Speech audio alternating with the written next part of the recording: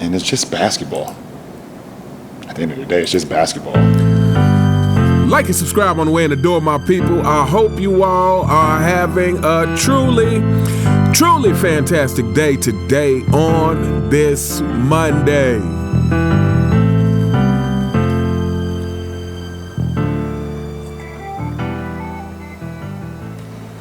Welcome back, my people. It is Monday, and it is time to give shout-outs to the people who gave super thanks throughout the week. But before we do, I want to give a shout-out to all of the channel members. You guys are so greatly appreciated. Shout-out to Gary, a.k.a. G the Great One. Shout-out to Dr. Les Barrett, Thanos Snap Feminism, Keith Brazell, Charles Hooker, In the Groove 56, Great Juice, Siberius, The Real Heisenberg, Mary Lewis, Adidas 20, Rike, Wizman Ballin, Vernon Lee Warren, and the newest member, shout out to Matt Parker. Thank you all sincerely for being members of the channel. I truly cannot thank you enough. And without further ado, let's get into the super thanks. First up, shout out to @SwanDaily, coming through with the $2 super thanks. This is coming from last week's What Viewers Have to Say About the Duck, the Deer, the leader of the 4 and 6 Kingdom. He says, what do you think about Giannis potentially leaving the Bucks the upcoming season? Personally, I'm not a fan of it because he was integral in changing the core of the Bucks. Maybe if he didn't meddle in the front office, the Bucks would be more competitive. Just off the top of my head, I'm not a fan of it just because I'm a fan of players sticking with their team. And Giannis does have a championship. And my go-to for superstars who start complaining about basically not having enough help, because I feel like this is where, and here's the thing, I feel like in this modern NBA, this is why you really can't get excited about a player, because when you're in an NBA where the culture of the NBA is a certain way, then even when players come in that seem to have an old school mentality, you just have to figure it's only a matter of time before the Lebron James effect wears off on them or rubs off on them. So my go-to is, like, to me, I think to myself, Giannis, you have to become a better leader.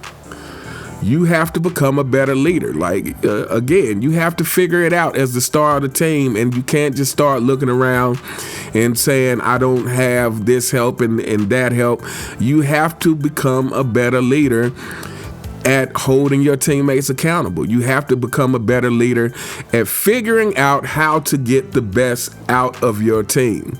That is my go-to for any superstar that's not getting it done.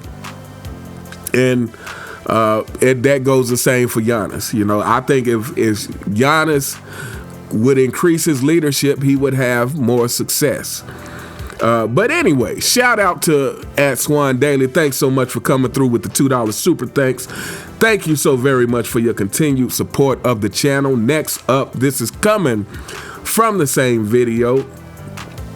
Shout out to Rike or KK1981. Coming through with the $10 super thanks, and he simply says thanks as he does most times. Thank you very much. I truly cannot thank you enough for continuing to support the channel. Next up, shout out to @TheReal Siberius. This is coming through with the $2 super thanks. And this is coming from my LeBron James caught hating on Michael Jordan's 6-0 record. LeBron James said, people act like Michael Jordan won those championships by himself. Like there was 8 other guys, or there was however many other guys on the team. You know, people don't win championships by themselves.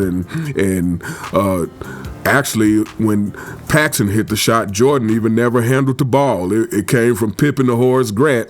Again, you were wrong, LeBron James. It went from Michael Jordan to Pippen to Horace Grant. And Michael Jordan had scored like 9 of the 12 points that they had in that quarter. So, yeah, anyway.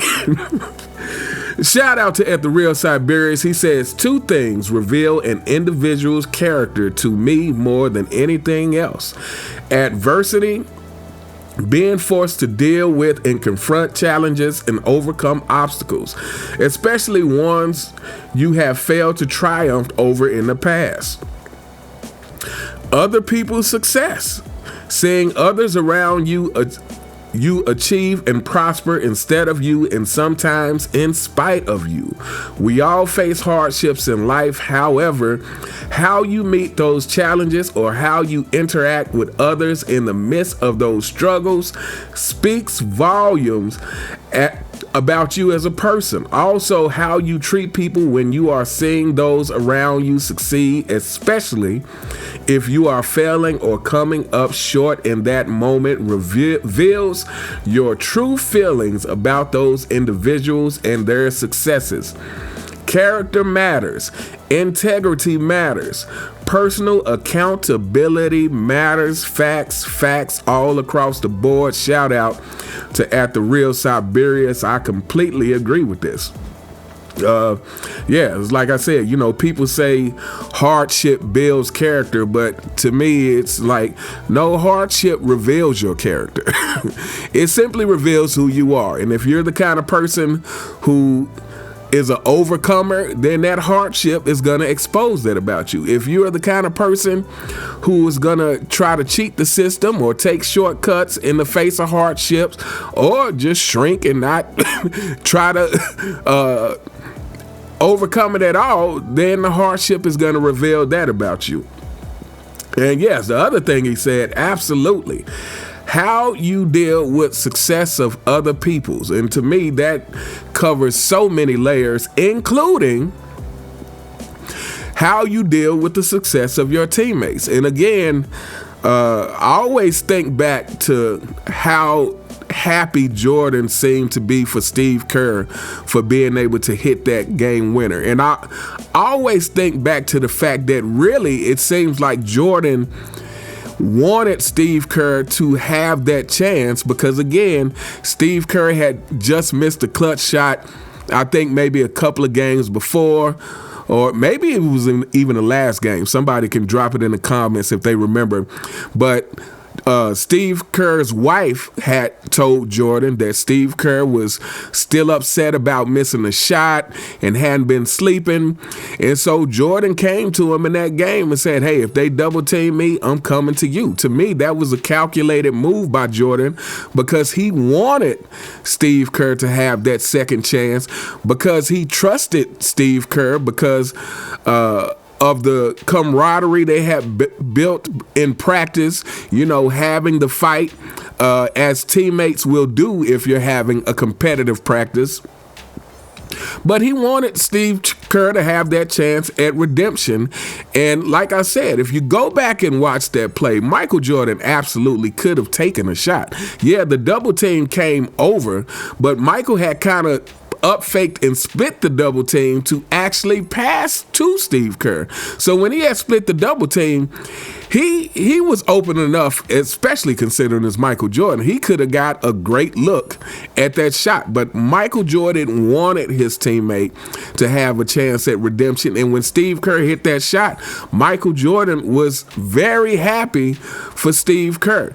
And we see examples of this, like we've seen examples of Michael Jordan defending Scottie Pippen, and all of these things speak to his character. And we know how Michael Jordan constantly gives it up to the players who came before him, who laid the groundwork and the foundation for him.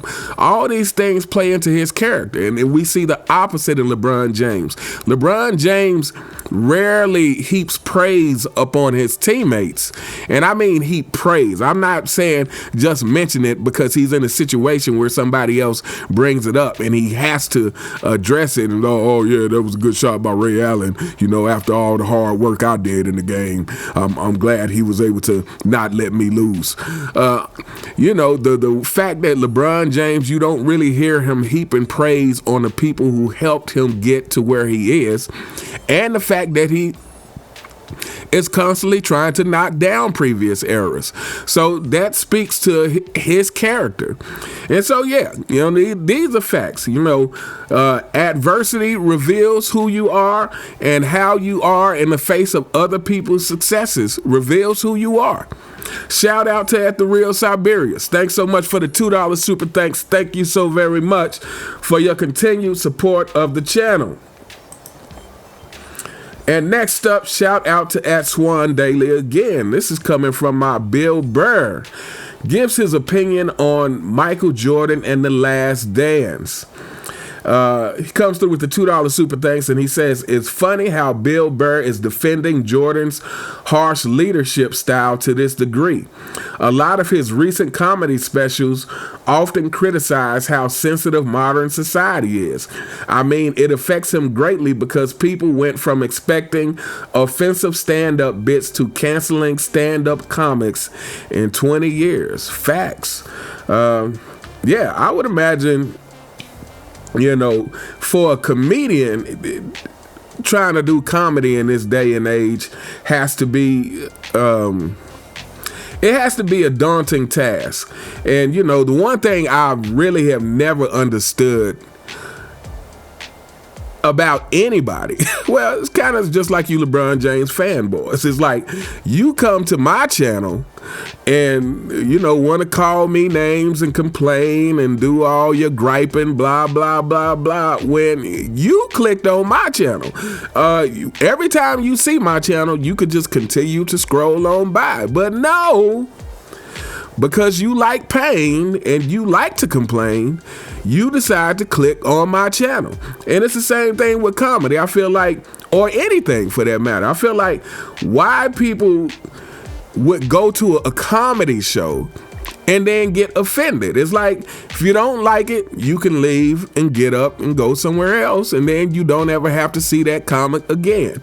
But for you to spend your days trying to cancel a comic because you don't like what he talks about, well, stop clicking on his page. Stop going to his shows. Stop streaming his content. It's like you can avoid the things that you don't want to see. But anyway, shout out to At Swan Daily. Thank you so much for the $2 super thanks. Thank you so very much for your continued support of the channel. Next up, shout out to At The Real Siberius. Coming through with another $2 super thanks, and this is coming from the video about Bill Burr. He says, look at any all-time great in any sport, or honestly an all-time great in anything. To be an all-time great, especially in a team sport, requires something most people aren't willing to give up: their lives. You can't be an all-time great part-time. That is a great line right there.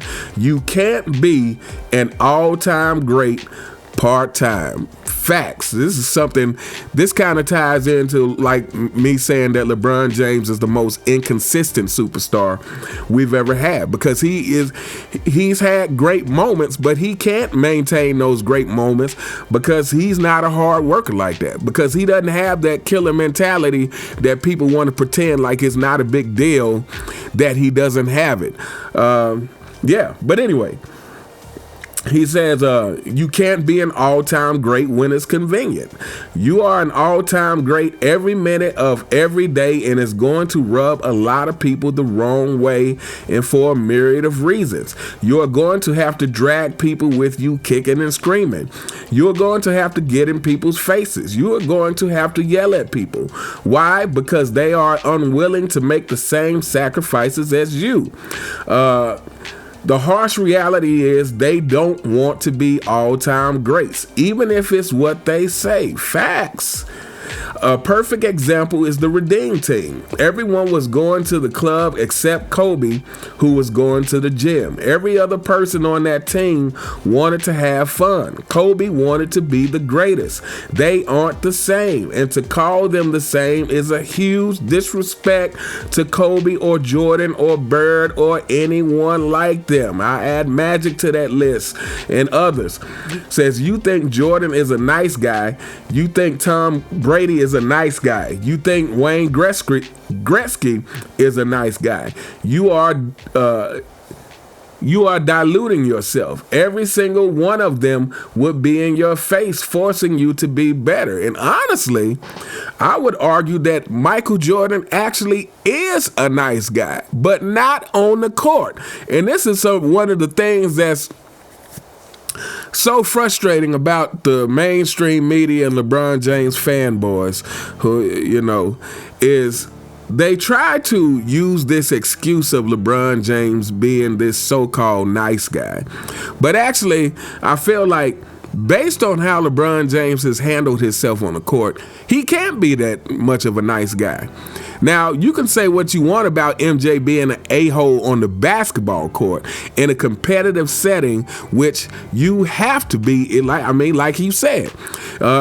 If you're an all-time great, you're an all-time great all of the time. You can't be part-time. LeBron James, Kevin Durant, Ben Simmons, Zion Williamson, and really most of the players in this modern NBA to varying degrees fall into that category. It's like you're an all-time great all of the time or you're not. And so, Michael Jordan may be an a-hole on the court in the midst of competition, and that carried it through to practice for a few reasons. Number one, because Jordan never turned his competitiveness off. So even in practice, he was just as competitive with his teammates, but he was also a leader who was putting the pressure on his teammates, because he was like Michael Jordan said, if you don't get on my level, it's gonna be hell for you. And again, my interpretation of that is I don't think Michael Jordan was expecting his teammates to be as great as he was in terms of skill, But what he did expect is them putting in the same amount of effort. That's a different thing. It's putting in a hustle on the basketball court. And he said, hey, if you don't get on my level as far as that is concerned, I'm going to make it hell for you until you do. Or I don't want you on the team. And it's really just that simple. If you can't give up, and this is why it's so necessary to have a leader like that. Because if you as the leader, if winning isn't so important to you that you are willing to drag other people along, because essentially the people who aren't willing to work as hard as you, they are hindering your ability to win. So if you don't want it bad enough to be willing to go at your teammates, you are not an all-time great. LeBron James, Kevin Durant, you are not an all-time great. This is the problem. Then this is why I talk about the leadership thing so much. But anyway, shout out to @TheRealSiberius for another great comment, and thank you so much for the $2 super thanks. Next up, shout out to @Trey04Will. This is coming from my LeBron James caught hating on Michael Jordan's 6-0 record. He says, thanks. Jordan elevated his minimum guys into championship pieces. LeBron James' minimum guys stay minimum guys that he throws under the bus or he has them traded. When that fool called himself the GOAT, all he did was invite the extra scrutiny on what his career actually was. Not GOAT worthy at all. Facts. And yeah, again, LeBron James and his so-called minimum guys. This is why the notion of LeBron James playing with Scottie Pippen, who averaged 7 points a game when he first came into the league, is ridiculous. Because either LeBron James is having Scottie traded or he's leaving Chicago. He's either in... Let's say he actually stayed, because I guess LeBron James did stay on Cleveland, his first 8 years? When did he leave? He got there in 2003 and left in 2010. So his first 7 years, he stayed in Cleveland before building the super team. So had he actually got drafted to Chicago, stayed there for 7 years, got Pippen, stayed there through Pippen averaging 7 points a game, and then I think he bumped it up to like 14 points a game by his second or third year there. Had LeBron actually tried to stick it out, here's the other problem is Scottie Pippen would have never developed into the player that Scottie Pippen developed into from being led by LeBron James. LeBron James wouldn't have been challenging Scottie in practice, bringing the very best out of Scottie and his teammates. This is the problem that LeBron James fanboys don't want to acknowledge, because it's so easy to dismiss this part because it's not numbers that you can look at in a book or numbers that you can look up on the internet and say, oh, well, LeBron James has 50,000 points and this proves this because the numbers say this. Again, the intangibles are the things that really make the difference. The intangibles are the reasons, are the catalyst behind the numbers. So yeah, either way you slice it, LeBron James is not going to be successful. It doesn't matter what, or as successful as he could be. It doesn't matter where he is and what era he's in. And if he's in the old school era, he's going to be a whole lot less successful. If LeBron James played in the Michael Jordan era, he doesn't have any championships. Let me go ahead and say that. If LeBron James played in the Michael Jordan era, he has 0 championships. Number one, he couldn't even form super teams back then. But anyway, shout out to @Trey04Will. Thank you so much for the $5 super thanks. Thank you so very much for your continued support of the channel. Next up, shout out to Matt Parker 5541. This is coming from last week's What Viewers Have to Say About LeBron James and Michael Jordan.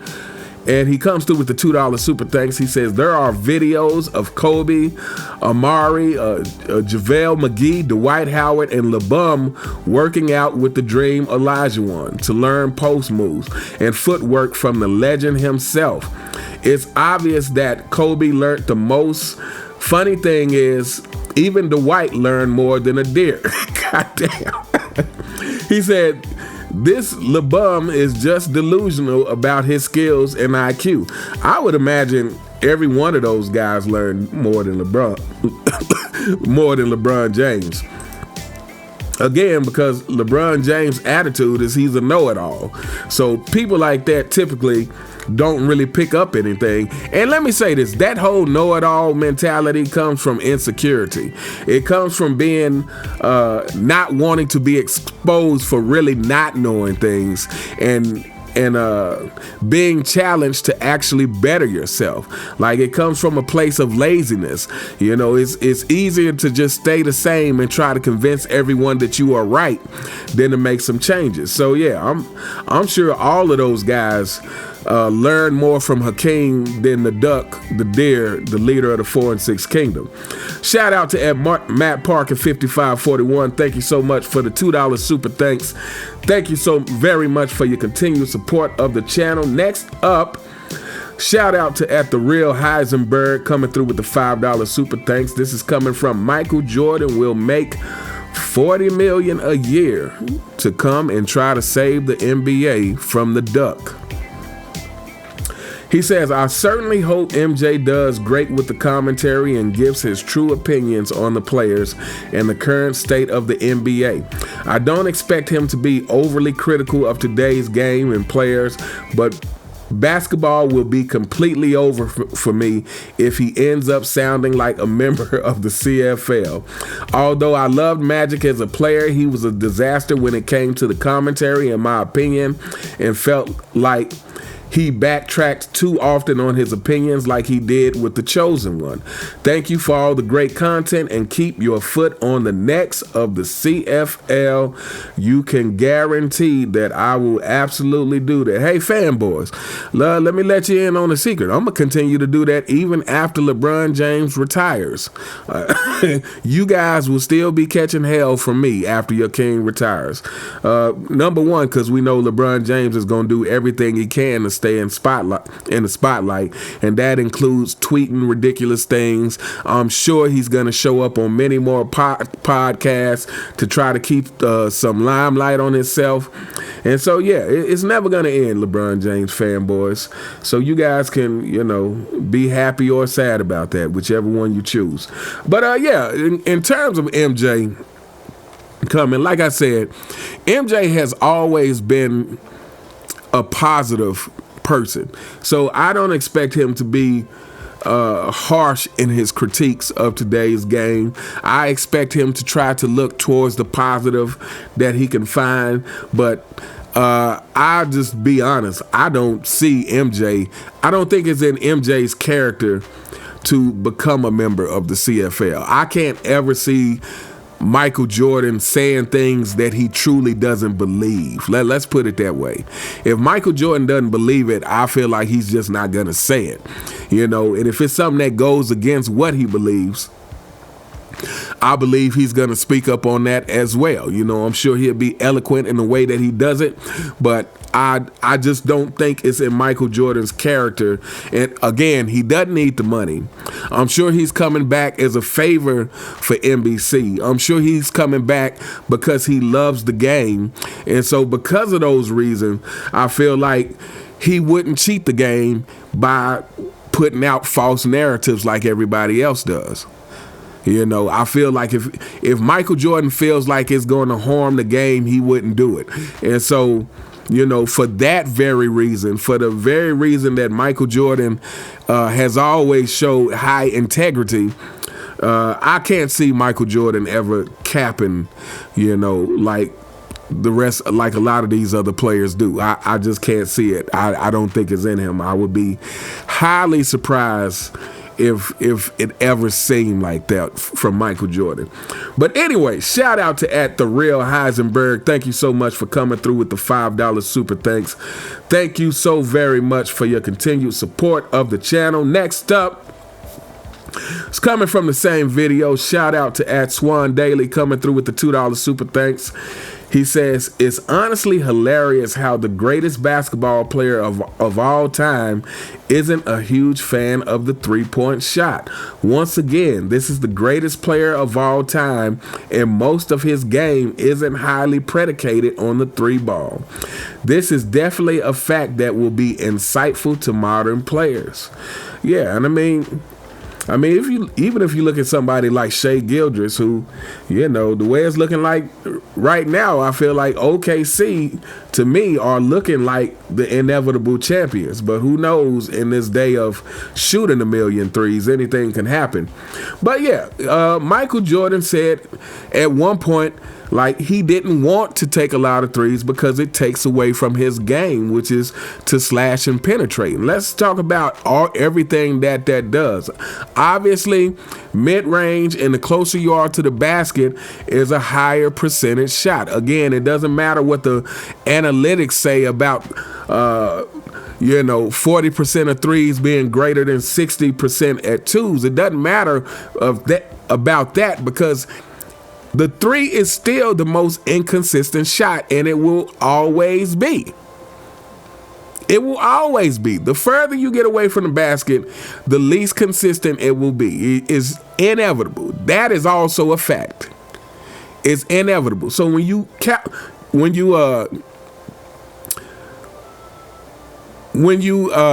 what am I trying to say here? When you take in consideration human error, just human error on a daily basis, it doesn't make sense to have a game that's predicated on the three-point shot. And the other thing is Michael Jordan still has the highest average in not taking a lot of threes. Michael Jordan has the highest average, some of the highest average seasons of all time, not taking a whole lot of threes. So to me, that tells you that even when they try to say, oh, well, if Michael Jordan played in this era, he's going to need to develop a three ball, as if he couldn't shoot the three. I mean, Michael Jordan is a career 33% from three-point, and that is including the fact that at the beginning of his year he didn't take a lot. So at the beginning of his career, he was shooting like 12% from three-point.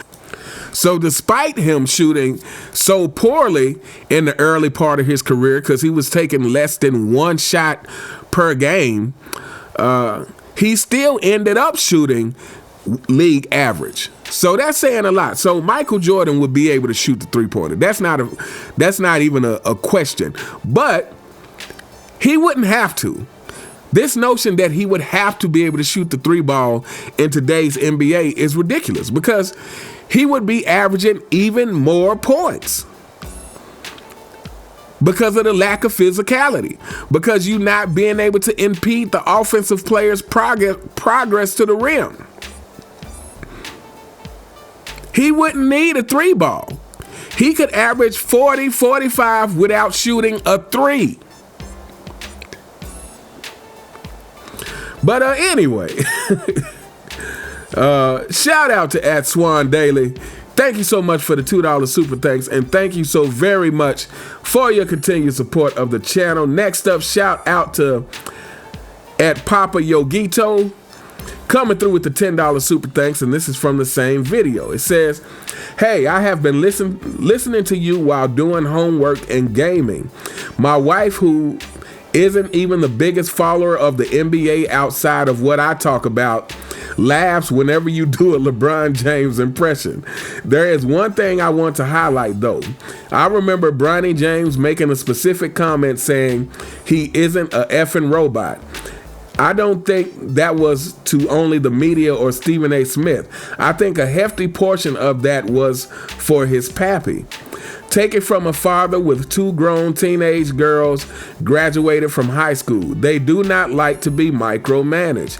And I feel like that was definitely a message to his helicopter father, who ruined his career before it even started, even though he had no business being there." I definitely can't disagree with that being a possibility.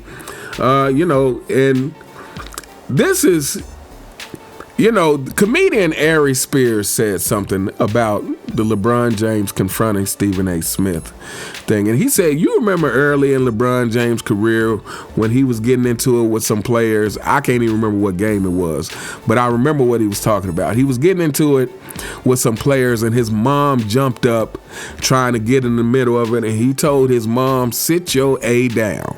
He told his mom that. And well, first of all, let me say this. I think him saying that to his mom is a deplorable thing in itself. Again, when you talk about LeBron James being this great guy, to me, you should never talk to your parents like that. It's like me at my age, I would never talk to my parents like that. So LeBron James saying that to his mother, "Sit your A down," I already find that a reflection on his poor character. But nonetheless, Ari Spears said, hey, this happened to LeBron, and LeBron told his mother to sit his A down because LeBron was basically saying, hey, I'm a grown man. I'm in a professional basketball league. I don't need you to step in for me. So the fact that LeBron James felt the need to do this for Bronny, to me, is a show of micromanaging. It's like, let your son, who is a man, be a man. If he feels the need to say something, let him confront Stephen A. Smith. Bronny James is a man. If he wants to walk over there and Stephen A. Smith and say something, he can say something. But we all know this wasn't the real deal. What the real problem was is Stephen A. Smith questioned LeBron James as a father. And again, LeBron James, because he's a coward and he's passive aggressive, he doesn't approach Stephen A. Smith about what he really was talking about. He approaches Stephen A. Smith really using his son as an excuse. Again, another demonstration of poor character from the so-called good guy. Really using his son as an excuse to confront Stephen A. Smith about what he said about him as a father. So yeah, I agree. I feel like, again, this whole Bronny situation, I've been saying it, the whole Bronny situation was about LeBron James and his legacy. And this year, I will keep saying, I think it backfired in a way that LeBron James wasn't expecting. He was expecting, boatloads of praise. He was expecting this to be like the definitive thing that was going to make everybody call him the GOAT. I truly believe that. He really thought by bringing Bronny into the league that everybody was going to be like, oh my goodness, the first time an NBA player and his son has played together, this is amazing. And everybody was like, oh, okay, yeah, that's cool, but this wasn't real.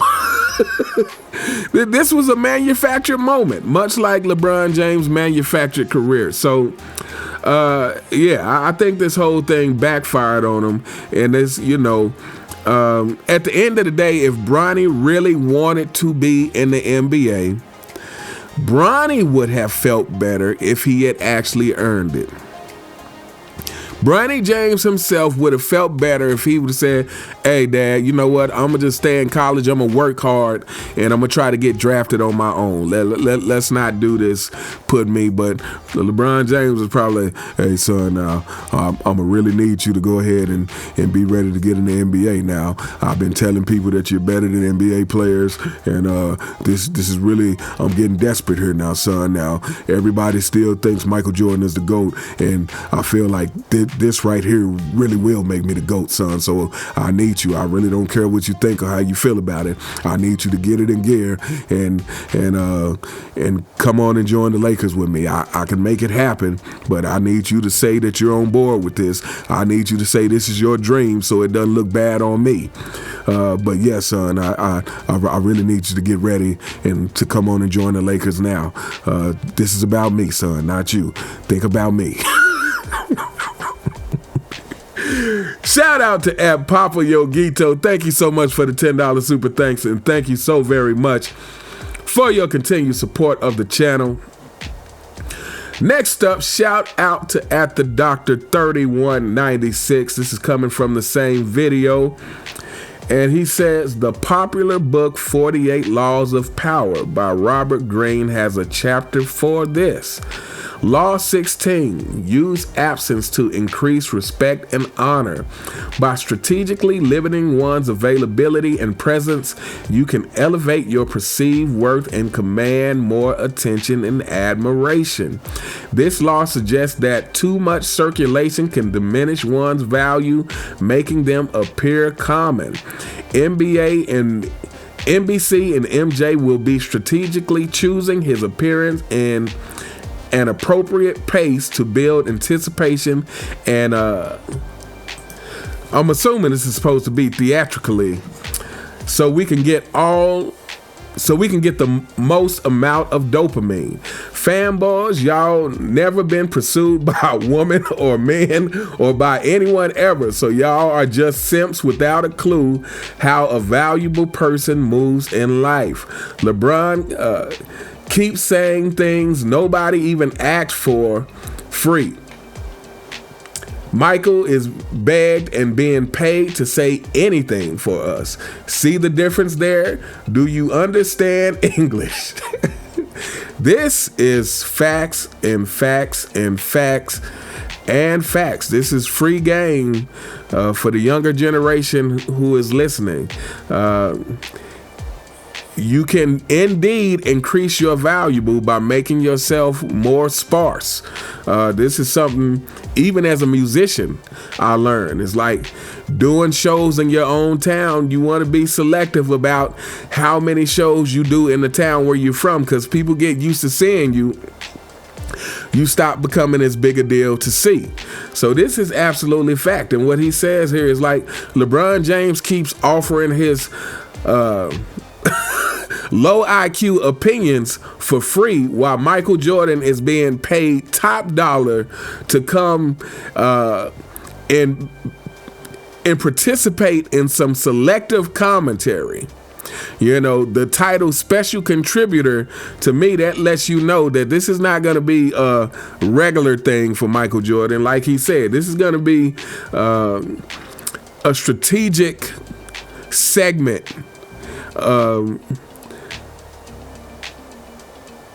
that everyone will be anticipating, that everyone will be waiting for the next time that it happens for many reasons. Obviously, number one, first and foremost, LeBron James fanboys. That is because Michael Jordan is the GOAT and people actually care what he has to say. Secondly, that is because people who have followed Michael Jordan knows that every time he talks, he actually says something insightful. He normally says something that you can use to help you in whatever it is you're trying to achieve in life. And then, number three, like the doctor was saying, because Michael Jordan rarely makes an appearance. So when he makes an appearance, people want to hear what he has to say. Unlike LeBron James, who is constantly flapping his gums, begging people for respect, begging people to please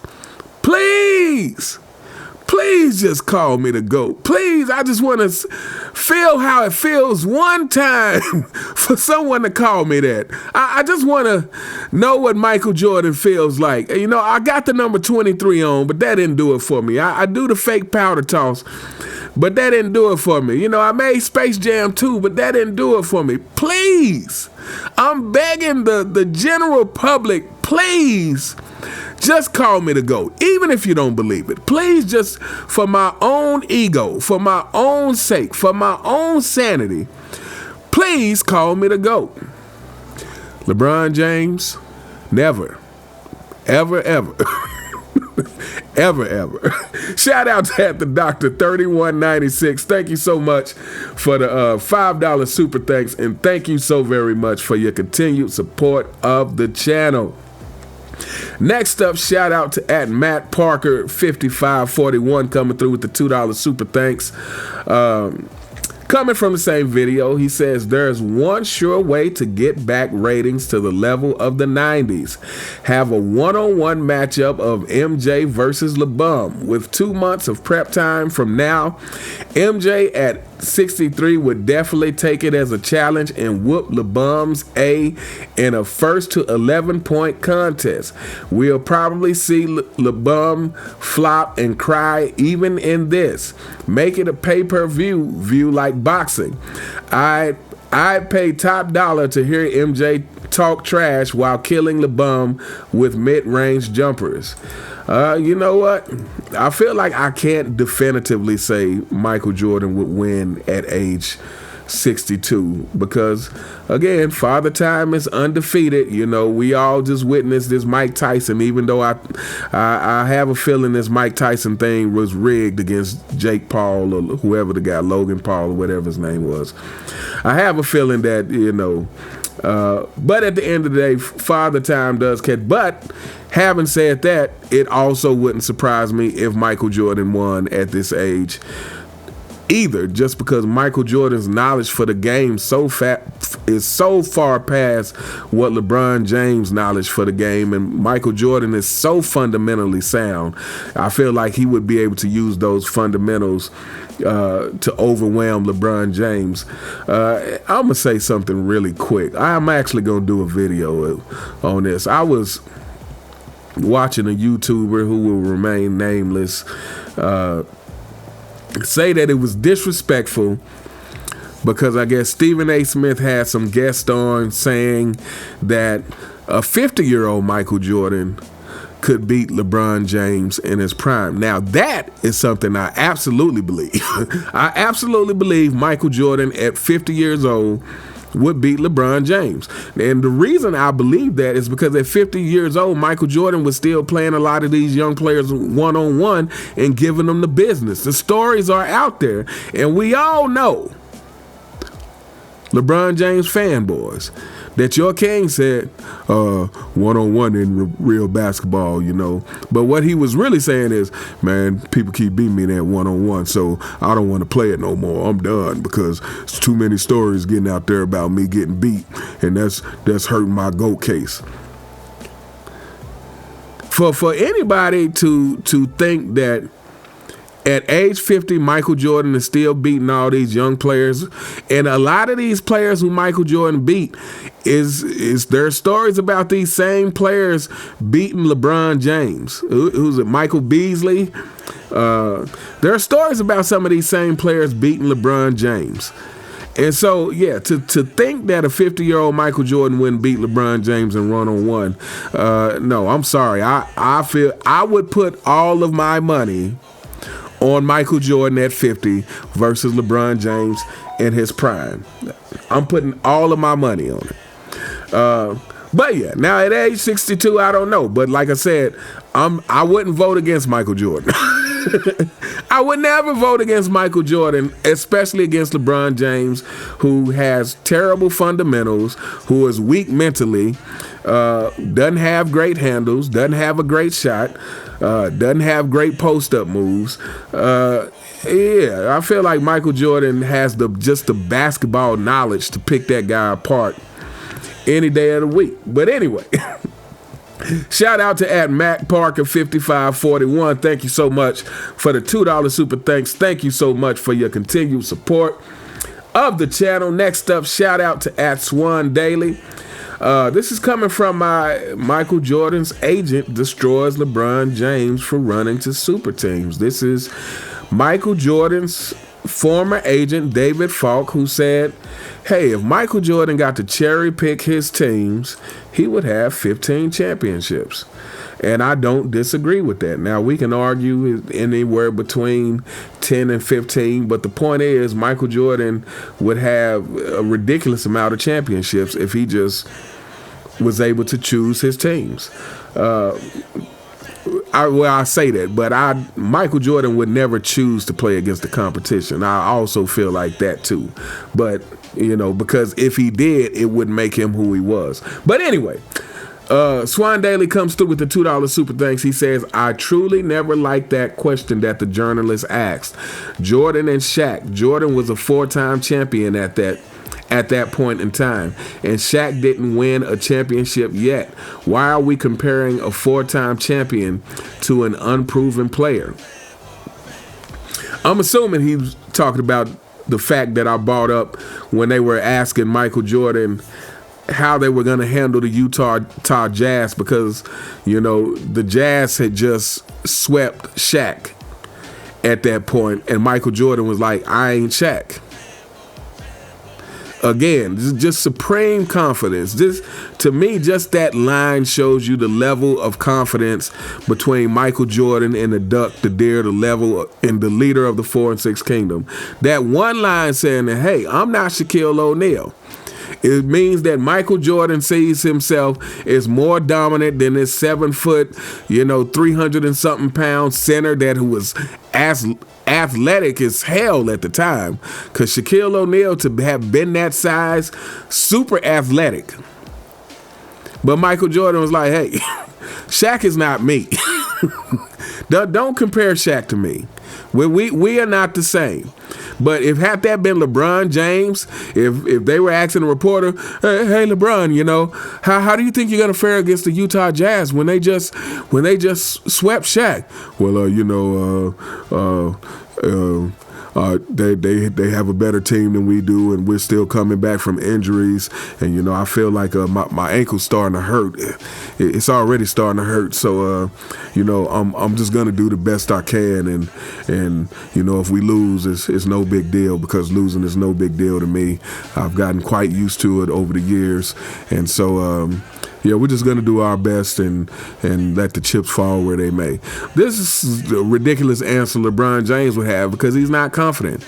Michael Jordan is confident in his ability to overcome whatever it is. But anyway, shout out to @SwanDaily. Thank you so much for the $2 super thanks. Thank you so very much for your continued support of the channel. Next up, shout out to @PapaYogito. This is coming from our Stephen A. Smith is still capping for LeBron James when he said David Falk went too far in saying LeBron James may be top 10. When David Falk said that Michael Jordan, Kareem, and Kobe was his top three. And I can't stand Stephen A. Smith for constantly disrespecting Kobe the way he does. I mean, yeah. Anyway, he comes through with the $5 super thanks. He says, lying, an act or a statement with intent to deceive another person. The act is flopping, and the internet was to lie to the refs to make a call in his favor. Yeah, lying and flopping, definitely the same thing. And a lot of these mainstream media personalities, you can equate what they do to flopping as well. You can equate what they do to flopping as well.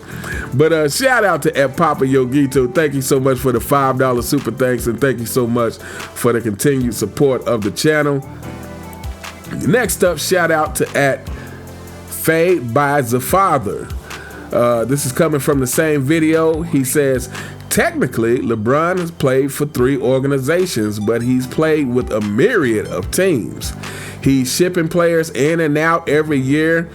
Can even call those teams more like task force. Save us from the mercenary, please. This is a very true statement. Even when LeBron James has been on the same team, he trades players so much that they are essentially completely different teams. And it's just complete, especially what he's done for the Lakers. Again, condolences to real Lakers fans.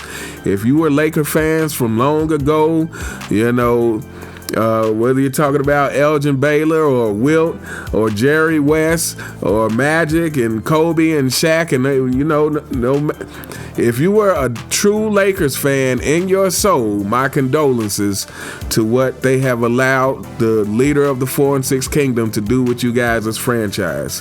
I don't know if the Lakers will ever recover from it, but yeah, this is fact. Like I said, LeBron James changes things up so much, it's really like they're completely different teams.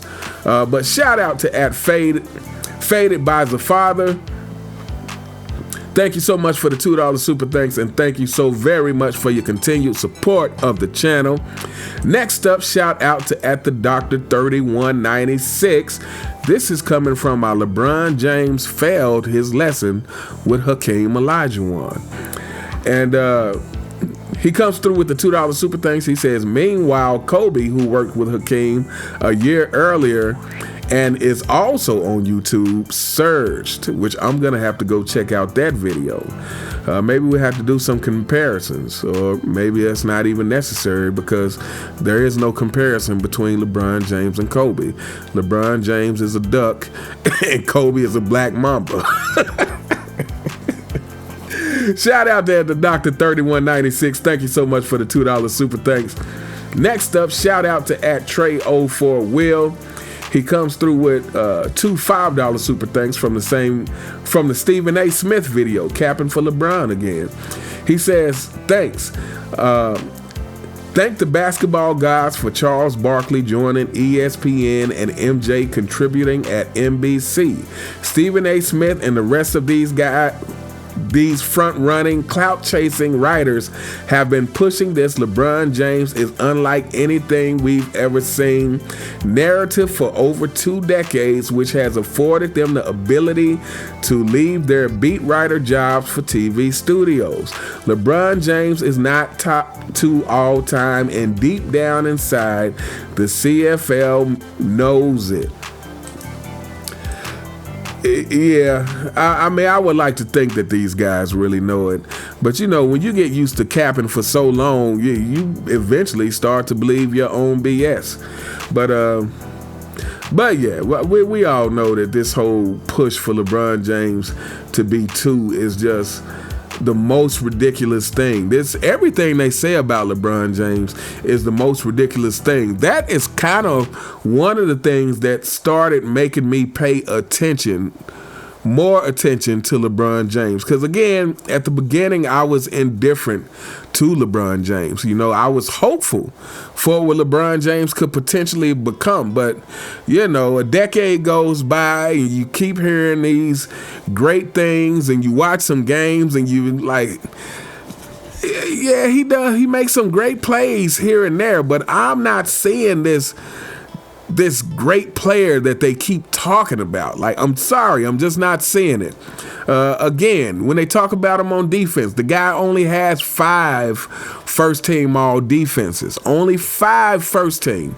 And again, what I said about him on defense, it's the same thing. He's made some highlight defensive plays, but the guy has never been consistently a lockdown defender like Jordan and Kobe and other people. You know, even someone like a John Stockton who was a great defender. Like LeBron James has never been that kind of defender. And so, you know, that was the thing, is like what they were selling on or promoting in mainstream media did not line up with what I was seeing, and I was confused and trying to figure out like what is the deal? Why do they keep talking about this guy like he's so amazing? Because I've seen amazing. I know what it looks like. Again, I didn't like Kobe when he first came into the league because, you know, I was like, who is this young kid trying to be like Mike?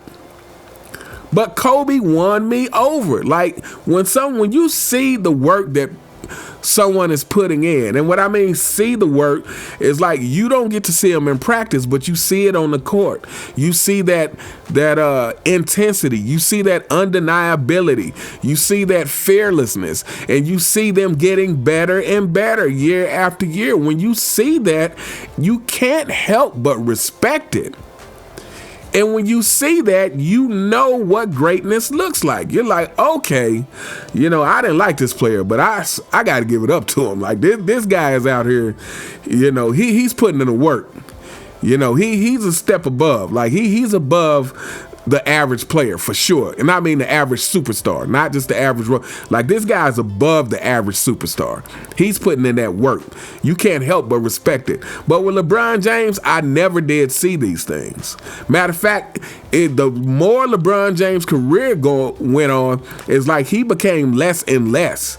Like he started relying more and more on shortcuts. And so I'm like, man, why do they keep promoting this guy like this? Like I'm just confused. Like I've been watching, I've seen greatness. I know what it looks like. I've seen Bird. I've seen Magic. You know, the Jordan era was my era. This is the era where I spent my teenage years. And so it's like I know what these things look like, and this is not it. I've seen Kobe. Like I know stars who go out there and put it. I've seen Allen Iverson. Like I said, say what you want about him in practice. And that's one of my gripes with Allen Iverson. I don't think Allen Iverson, as great as he was, I don't think he got to be as great as he could be. But one thing you can never take away from him is when he was on that court during the game, Allen Iverson played with just as much as intensity as anybody you would want to see.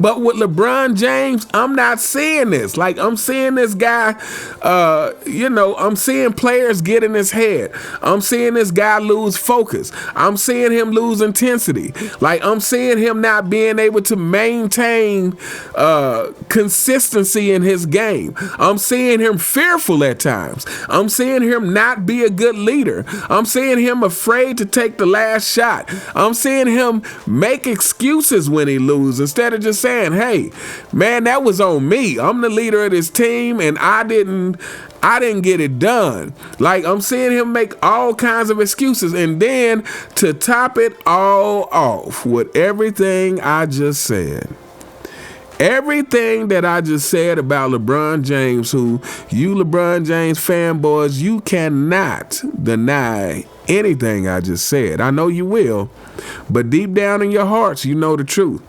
To top it all off, this fool makes a career of flopping. and is just making a mockery and a joke of the NBA. He makes a career of flopping and makes a career of whining to the refs, and then when he gets hit one of these phantom fouls, he's on the floor like he just got hit with a 12-gauge shotgun or something, rolling around like he's in the most severe pain that any basketball player has ever been in the history of the game. And I'm like, man, nah, we're done with this guy. We are done with this guy. No, I'm sorry. Yeah. Anyway, shout out to @Trey04Will. Thank you so very much for the $5 super thanks. Thank you so very much for your continued support of the channel. Next up, shout out to @InTheGroove56. This is coming from my Lebron James. Failed his lesson with Hakeem Olajuwon. He says, Uncommon, be careful. Them fanboys will begin to dissect this video and everything that diminished their king's high basketball IQ and forget about his comment that he learned the game the right way, yet he never acknowledged anyone who contributed to his success. It's ironic, the 4 and 6 kingdom, that Jordan's return to the NBA will be in your king's 23rd year. Your king is about to be schooled on the portion of greatness his big, arrogant, self-serving, narcissistic leader of LeBronism missed. No leader of any pack became a leader without being led first. Let me read that part again for you LeBron James fanboys who keep defending your uncoachable king. No leader of any pack became a leader without being led first.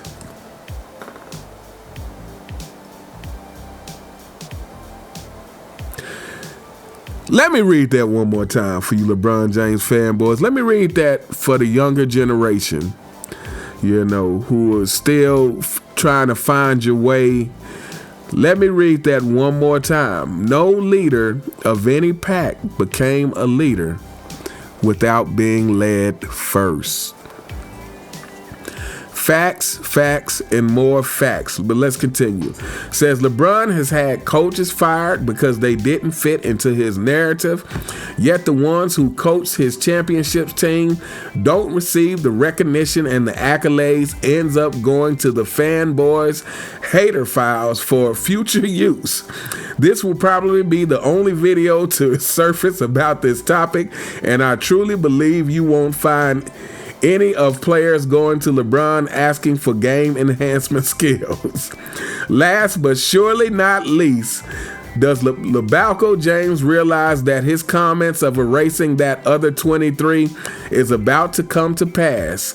It's a shame that it's going to be his. It's Fanboy Friday and the grease is hot, about to fry the fish that couldn't save the NBA. Facts, facts, facts. Shout out to @InTheGroove56 for always having great, insightful comments. Not only about the duck, the deer, the leader of the 4 and 6 kingdom, but about the modern NBA in general. But yes, LeBron James fanboys, for any one of you, you know, if we can save 1% of you, then that's better than none. But for any of you listening, remember that no leader of a pack became a leader without being led first. This is very important. This is why Michael Jordan is who he is, because Michael Jordan could be led all the time. He was led by Dean Smith. He was, you know, Bobby Knight tells a great story about Michael Jordan in the Olympics, and when he was trying to find something to criticize Michael Jordan about. He said they played a game, they were up, and Michael's playing great, but he was like, you know, I always try to give them some criticism during the half to make them come out and play harder.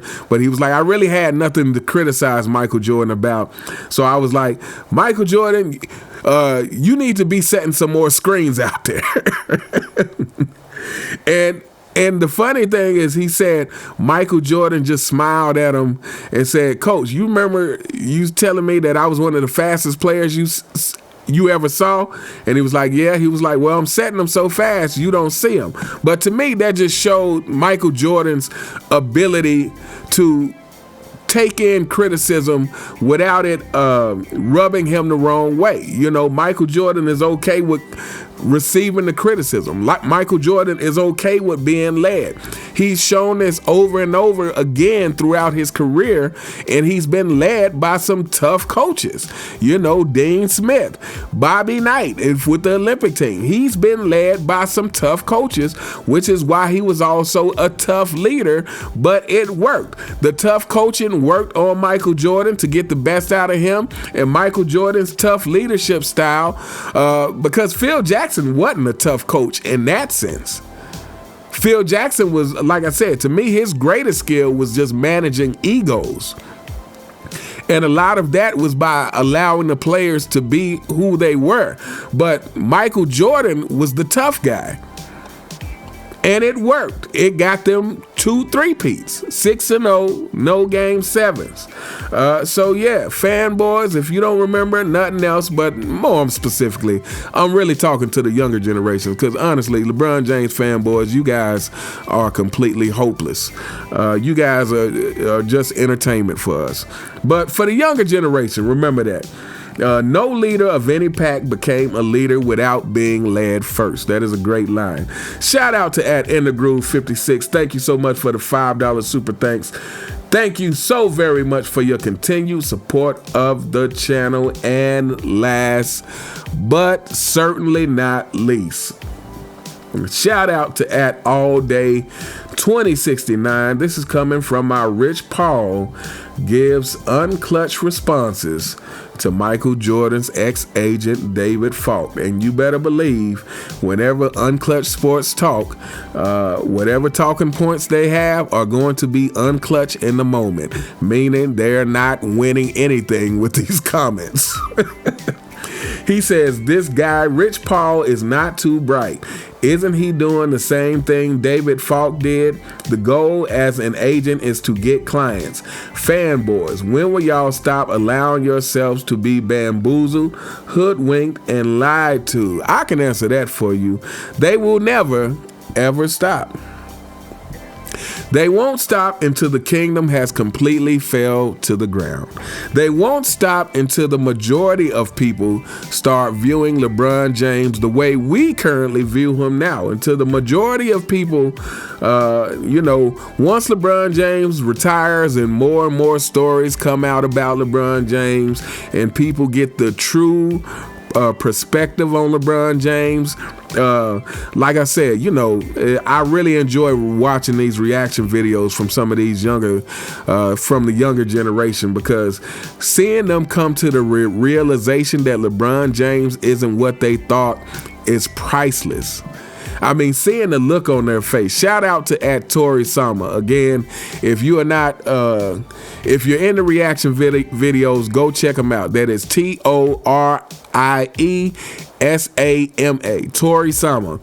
Go check him out. But seeing his reactions, watching his journey going from a LeBron fan, I believe he thought LeBron James was the GOAT at first, and seeing him reacting to flopping compilations and different things about LeBron James, watching the look on his face turn to disgust for LeBron James. Like, oh my goodness, this guy's just, what an idiot. Is a great thing. And so the information is out there, and when LeBron James retires, it's going to be more and more information. There's going to be more and more players coming out talking about him. Is going to be more and more potential coaches. It's going to be more and more in the NBA circle, mainstream media, and everybody else coming out on these podcasts and telling some truths about LeBron James. And so, yeah, when that happens, when the kingdom finally crumbles to the ground, then LeBron James fanboys will have nowhere to go, nowhere to run, nowhere to hide. You'll just have to sit in a corner all by yourself and think what a fool you were for 2 decades. Thank each and every one of you who continue to support this channel. I wish I had the words to truly thank you all, but just know that it means a lot that you guys continue to watch the video and like the video and make comments on the video, share the videos. Like, I truly greatly appreciate it. And like I always say and will continue to say after these videos, please continue to support all of the content creators who deliver you content with integrity. I think that is the key word. Again, you don't have to agree with everything everybody says. Again, when I'm on here talking, a lot of times I'm talking from memory, so sometimes I misspeak about stuff or am wrong about things. You know, if I put out misinformation, I try to correct it either in the comments or on the next video. I try to call attention to it to say, I was wrong about this, because I'm not above being wrong. I'm not above admitting when I'm wrong. So, I think it's about that's what it's all about. It's like delivering the content with integrity, being able to admit when you're wrong. But the main thing is combating the blatant lies, the blatant misrepresentation that the mainstream media is constantly promoting. And again, for people who say, why is it so much LeBron content? It is because the mainstream media is constantly promoting lies about LeBron. And also because LeBron James represents the face of this modern NBA. Everything that is wrong with the modern NBA, LeBron James has a hand in it. So yeah, we will continue to make the content. But anyway, shout out to Angry Old Hoops. Shout out to Sports and Fitness Rants. Shout out to Phenomenal Fitness. Shout out to the Format Podcast. Shout out to Man Down Sports and Sports T, Dreamers Pro, Too Raw for Sports, Ticket TV, Uncut Hoops, Scap Attack, Brandon Love Sports, 93 Zay, and anybody else who I forgot, please feel free to drop them in the comments so people can go and check them out. Give them a like and subscribe. Let me know what you guys think about any of the comments that we talked about today. You all have a truly, truly fantastic day, and I'll see you next time. All right.